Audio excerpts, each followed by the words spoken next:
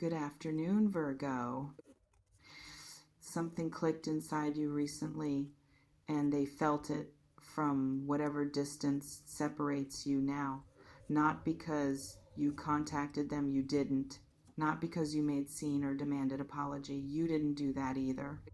But because you fundamentally shifted your energy from, I need them to come back, to, I'm actually fine without them, and that internal transformation, that genuine release of attachment registered in their system like alarm going off, triggering this cascade of realization that maybe walking away from you wasn't the brilliant move they convinced themselves it was. The test was whether you could stop waiting, stop checking their profiles, stop engineering situations where you might run into them, stop keeping yourself available just in case they decided to return. And you passed. Not perfectly, nobody does this perfectly, but you passed well enough that your energy is no longer reaching toward them with that desperate frequency that pushes people away.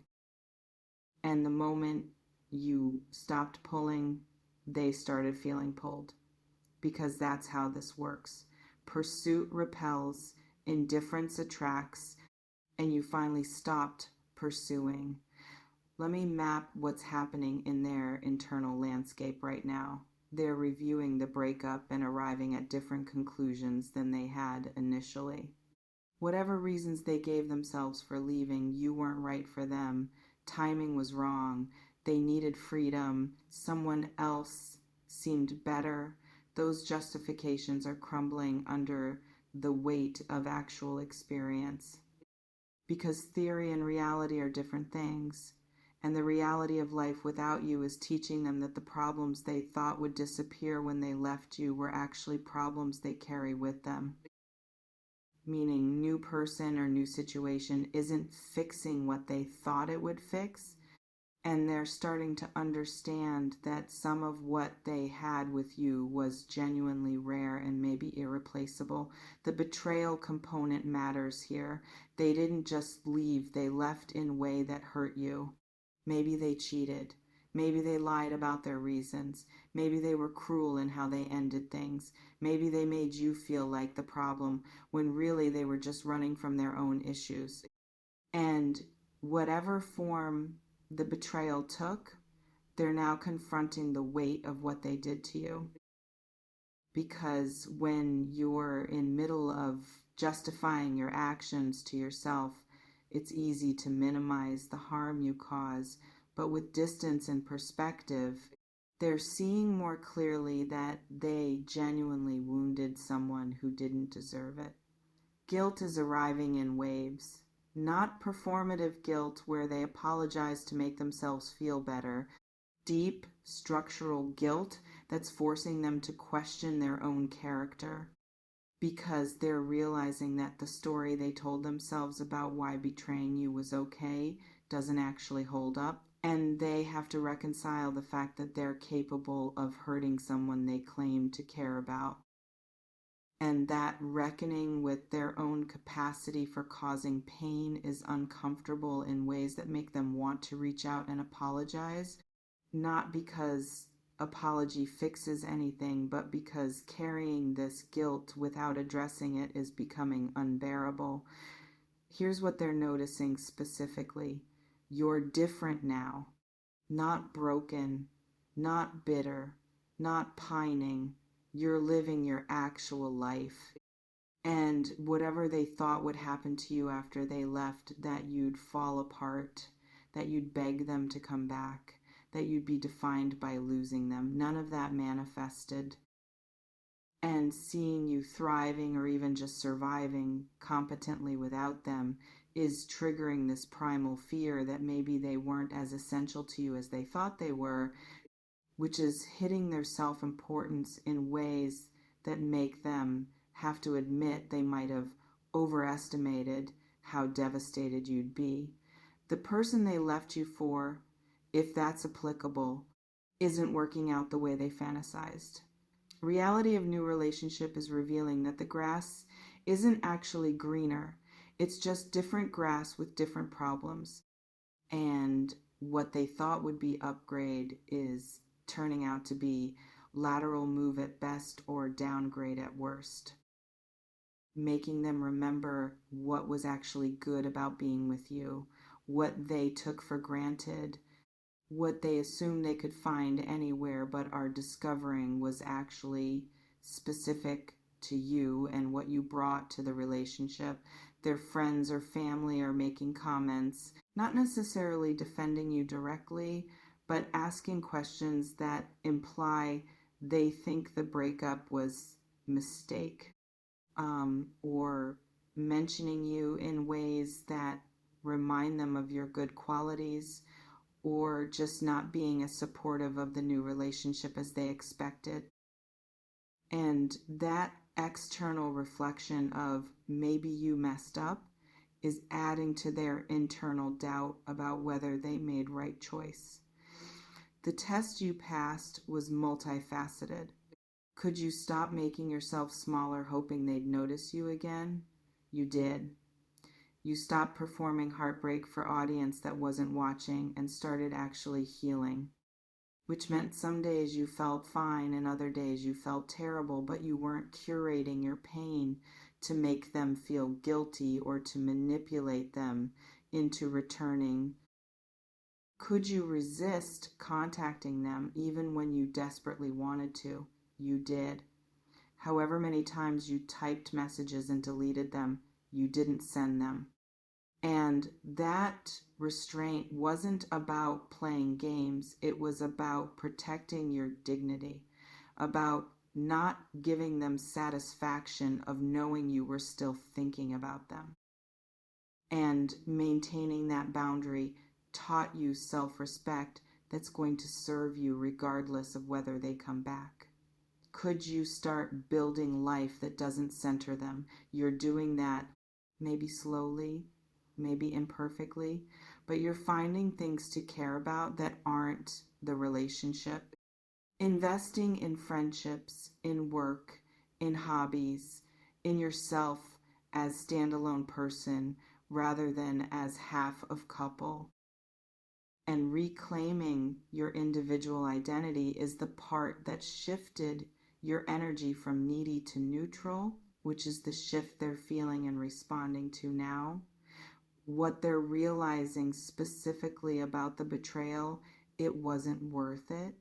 Whatever they gained by leaving or by hurting you the way they did, it's not balancing out the cost. And that cost includes their self-concept, because they have to live with knowing they're a person who betrayed someone who trusted them. And that's not identity most people want to carry. So they're either going to have to do serious work to become a different person, or they're going to have to try to make amends with you to prove to themselves they're not irredeemable. You are more important to them than they admitted. When you're in denial about your feelings, it's easy to minimize how much someone means to you. But absence is clarifying, and they're discovering that you mattered more than they let themselves acknowledge, which is creating this retroactive grief where they're mourning losing you even though they're the one who chose to leave. And that complicated emotional experience of regretting your own decision is destabilizing in ways that make them question everything else they thought they were certain about. The grass isn't greener, it's just different. And different isn't better when what you had was actually good and you were just too restless or scared or immature to appreciate it. And that particular flavor of regret, where you realize you had something valuable and you threw it away for nothing substantial, is one of the hardest feelings to sit with, because you can't blame anyone else. You can't make it anyone else's fault. You did this to yourself, and now you have to live with consequences. Here's what you need to understand about their potential return. If they reach out, it's not going to be simple. They're carrying guilt and regret and probably defensiveness about the fact that they hurt you. So their communication might be messy, apologizing and making excuses, in same breath wanting forgiveness without actually changing the behaviors that caused harm. And you're going to have to assess whether they've actually grown or whether they're just uncomfortable with consequences of their actions and want you to make them feel better about what they did. Their realization that betraying you was a mistake doesn't obligate you to take them back. You're allowed to accept their apology if they offer one and still maintain your boundary that the relationship is over, because forgiveness and reconciliation are separate things. And you can release resentment for your own peace while still recognizing that someone who betrayed you once has demonstrated they're capable of doing it again. If you do consider reconciliation, it needs to be on completely different terms. They don't get to walk back into relationship that you had before because that relationship ended when they betrayed you. If something new gets built, it's built on acknowledgement of what happened, on clear agreements about what's acceptable going forward, on them proving through sustained changed behavior that they've actually addressed whatever in them made betrayal seem like viable option. The power dynamics have shifted. You're no longer the one who got left. You're the one who survived being left and built life anyway. And that shift in positioning means if they come back, they're coming back as supplicant rather than as prize, which is healthier foundation if relationship is going to restart, because it means they're choosing you from position of wanting you rather than you accepting them from position of needing them. They're going to have to work for it if they want you back. No more assumptions that you're just waiting around available whenever they decide they're ready, because you've demonstrated you're capable of moving forward, which means they have to actually pursue you, actually make effort, actually convince you they're worth the risk of letting someone back in who already proved they could hurt you. Your indifference is your power right now. Not performed indifference where you're pretending not to care while secretly hoping they notice genuine indifference, where you've accepted the relationship is over and you're focused on your own life. And maintaining that genuine neutrality is what keeps you in powerful position, because the moment you start hoping they come back, your energy shifts back to need and you lose the very thing that's making them reconsider. What happens next depends on variables you can't control. Their courage to actually admit they were wrong. Some people will feel all this regret and never say anything because admitting mistake feels too vulnerable. So they'll just carry it silently and maybe treat next person better but never make amends with you. Their circumstances. Even if they want to come back, they might be in a situation that prevents it committed to someone else living somewhere else, too ashamed to reach out. And external factors might keep them from acting on their realization, even if the realization is genuine. Your availability. If you've moved on, if you're with someone else, if you've genuinely closed that door, then their regret becomes thing they have to process without you, becomes lesson for them about consequences of betrayal rather than opportunity for reconciliation. What you can control is yourself, whether you're open to hearing from them if they reach out, whether you'd consider rebuilding if they demonstrated real change, whether you're healed enough to engage without getting re-traumatized. And those are decisions you get to make based on what serves your well-being, not based on what they need or want from you. You pass the test by becoming someone who doesn't need them to validate you. Your worth isn't determined by whether they realize they made a mistake. You're valuable regardless of whether they ever acknowledge that betraying you was wrong. And maintaining that self-worth independent of their recognition is what keeps you powerful. Whether they come back or not, your happiness isn't contingent on their regret.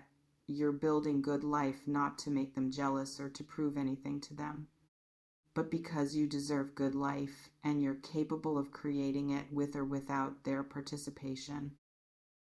And that autonomy is what makes you genuinely attractive. Again, because people want to be with people who are whole rather than with people who need them to be whole.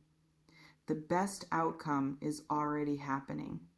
You're discovering you can survive losing someone you thought you couldn't live without. And that discovery makes you braver, makes you more selective, makes you less willing to tolerate betrayal or poor treatment in future, because you know now that you'll survive even if things end, which means you can enforce boundaries without fear that enforcing them will leave you alone. They're realizing betraying you is a mistake. That's validating. That's fair. That's consequence they should face. But whether that realization leads to anything meaningful for you is a separate question, and you get to decide the answer based on what you want rather than on what they're ready for now that they've figured out what they lost. You pass the test. The rest is just watching what they do with their realization, and you'll handle whatever comes next from position of strength rather than need. That's the victory. Everything else is details.